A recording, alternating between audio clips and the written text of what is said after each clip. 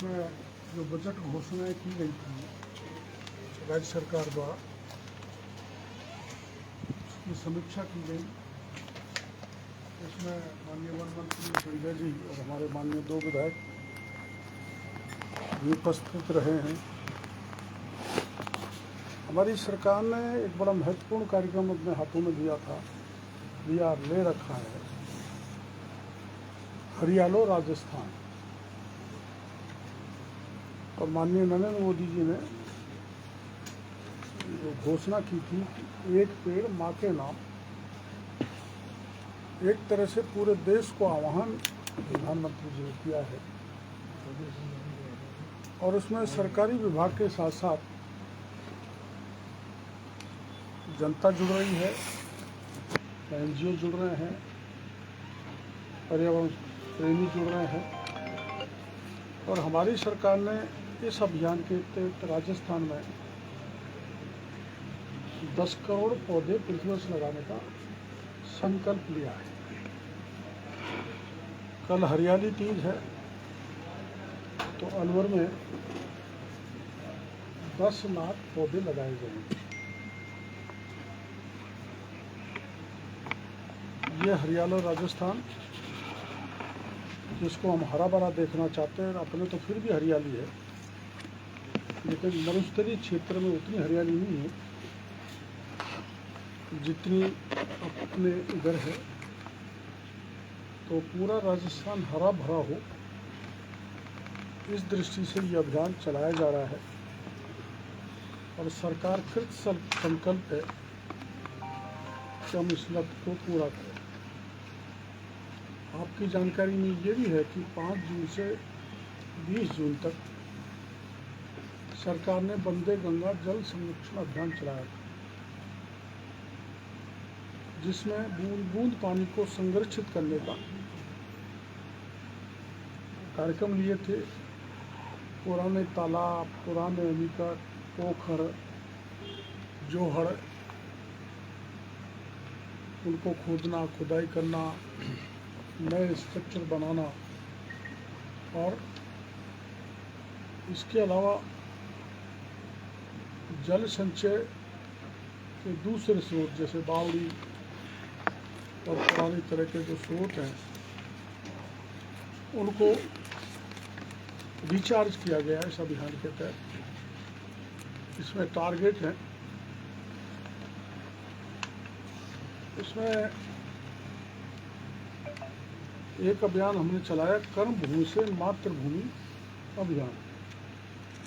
माना भारद्वाज जी अमेरिका जाके बस गए, लेकिन उनका लगाव अलवर में है। तो ऐसे लोगों को, धनी लोगों को जोड़ा गया, या देश के दूसरे हिस्से में जाके बस गए, जैसे अपने मारवाड़ी स्टेट बंगाल में भी हैं, नेपाल में भी हैं, सब जगह। तो इसका नाम दिया गया कर्म भूमि से मातृभूमि अभियान। तो उन्होंने पैसा दिया और परंपरागत जल स्रोतों को की संस्कृति को पुनर्जीवित करने का काम इस अभियान के तहत हमने किया। एक फ्लैगशिप योजना पंडित दीनदयाल उपाध्याय अंत्योदय संबल पखवाड़ा हमने चलाया था 24 जून से 9 जुलाई तक। उसमें राजस्व के प्रकरणों का निपटारा किया गया और बहुत बड़ी तादाद में हुआ। आमजन को जमीनों के जो विवाद थे उनको सुलझाया गया। और ग्रामीण विकास, पंचायती राज, बिजली विभाग, PHED, एग्रीकल्चर, हॉर्टिकल्चर, फॉरेस्ट, स्वायत्त शासन विभाग सहित मेडिकल एंड हेल्थ से जुड़े हुए और पेंशन आदि पर कार्य किया गया, जिससे बहुत फायदा जनता को मिला। और ये कह सकते हैं हम बड़े विश्वास के साथ कि जो 5 साल में नहीं हुआ वो 1.5 साल में माननीय भजन लाल जी की सरकार ने करके बताया। इसके अलावा आपको एक योजना की जानकारी है, राज्य की प्रमुख उपलब्धियों में उसको माना जाता है PRC की, जो चंबल और चंबल की जो सहायक नदियाँ हैं उनका पानी के लिए एक योजना बनी, जिसमें केंद्र ने उसको क्लीयरेंस दे दी। और जहाँ मैं मेरी पत्रकार वार्ता कर रहा हूँ, यहाँ तक चंबल का पानी आएगा। हम सपने में भी नहीं सोचते थे कि चंबल का पानी अलवर की धरती पर आ सकता है। इतनी बड़ी योजना राज्य सरकार ने इसको मूर्त रूप दे दिया है। और इसी तरह से ताजावाला हेड से जो बहुत लंबा विवाद चल रहा था यमुना के जल का, उस यमुना के जल का डिस्प्यूट भी खत्म हो गया, जिससे शेखावाटी के ज़िले चूरू, झुंझुनू, सीकर में पानी मिल सकेगा। ERCP से करीबन 2,80,000 हेक्टेयर नया एरिया सिंचित होगा और 80,000 हेक्टेयर एरिया स्टेबलाइज होगा जो पहले से सिंचित है, जहाँ सिंचाई के तंत्र कमज़ोर हो गए।